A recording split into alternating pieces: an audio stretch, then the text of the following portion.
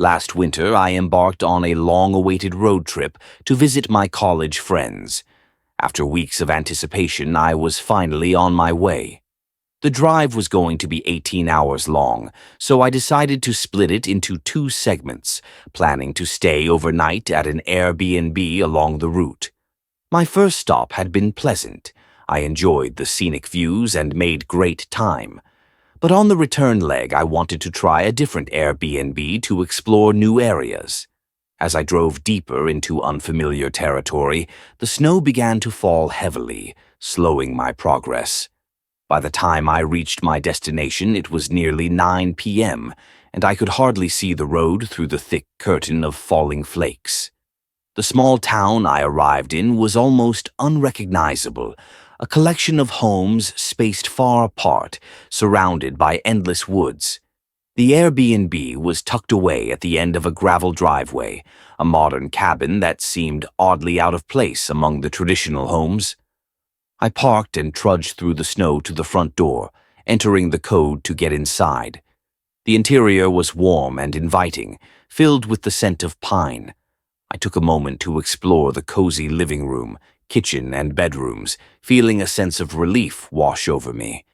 But as I settled on the couch, flipping through channels, I suddenly heard a soft tapping sound coming from behind me. I turned to look out the window, and my heart dropped. A woman was standing outside, her hair wild and unkempt, her eyes wide with an unsettling expression. Once I made eye contact, she pointed toward the front door, then abruptly walked away from the window. My heart raced. Something felt off. I got up and cautiously approached the door, cracking it open just enough to speak with her. "I need help," she said, her voice trembling. "What's wrong?" I asked, my curiosity piqued despite the unease settling in my stomach. "I lost something in the road," she murmured, looking behind her as if expecting something to emerge from the shadows. "I'm not sure I can help you with that," I replied, a chill running down my spine.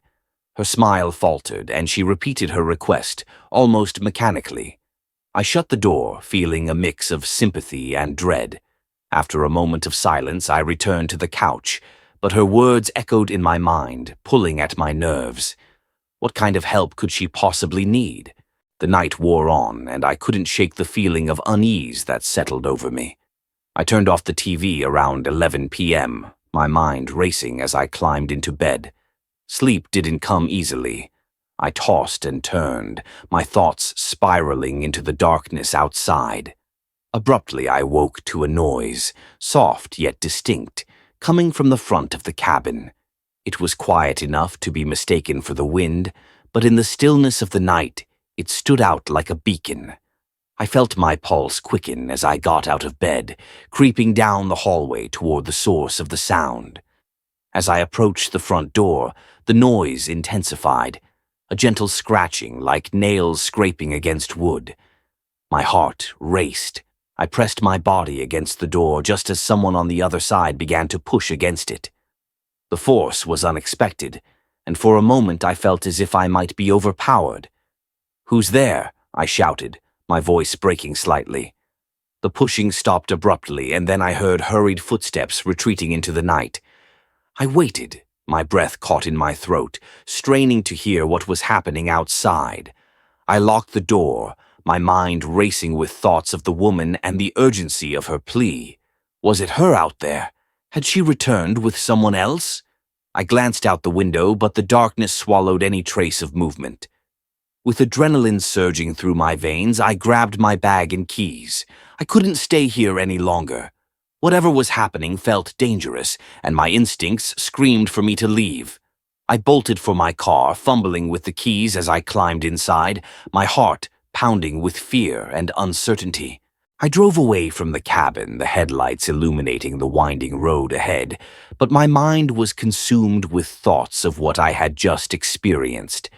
My phone buzzed in the passenger seat, and I glanced down to see a message from a friend, but my eyes snapped back to the road as a shadow flickered in the beam of my headlights.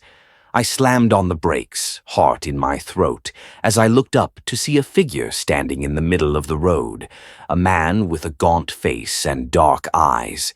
He stared directly at me, a haunting grin spreading across his lips. "What do you want?" I shouted through the window, but he didn't respond. He simply stood there, unmoving, as if waiting for something. The fear coursed through me and I hit the gas, speeding past him as his laughter echoed behind me. The road twisted and turned, the trees looming closer as I drove deeper into the woods. The cold night air rushed in through the cracked window, but I hardly noticed as the landscape blurred by. I needed to find a place to stop, to regroup, but every minute felt like an eternity. As I rounded a bend, I spotted lights ahead, a small gas station nestled among the trees. Relief flooded over me as I pulled into the parking lot, the glow of the neon sign welcoming me to safety. Inside, the clerk, a weary-looking man with dark circles under his eyes, gave me a strange look as I stumbled through the door, breathless and shaken. "You okay?" he asked, glancing out the window nervously. I just need a phone," I replied, trying to catch my breath. He nodded toward the back of the store, and I rushed over, dialing my friend's number with trembling fingers. As I waited for the call to connect, I felt an unsettling presence behind me. I turned to see the clerk watching me intently, his expression unreadable. "You shouldn't be out there at this time of night," he said, his voice low and cautionary. "Why? What's wrong?" I asked, anxiety twisting in my stomach. "There are stories about things that roam the woods after dark," he said, shifting his gaze toward the door. "People go missing, you know. Sometimes they come back, but they're never the same." I felt a chill run down my spine as my friend's voicemail kicked in.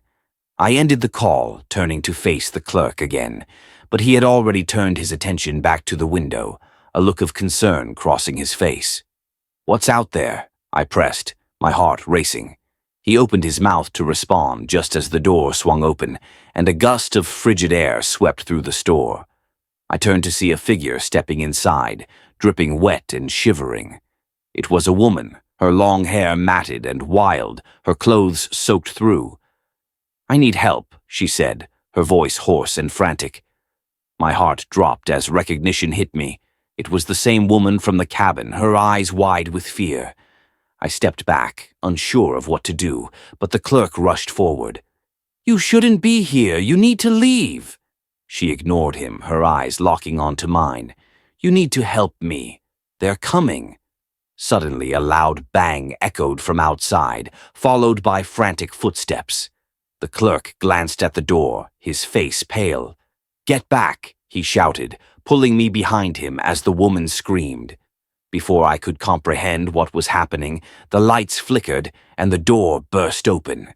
A group of men stormed in, their faces obscured by shadow, and I froze in fear.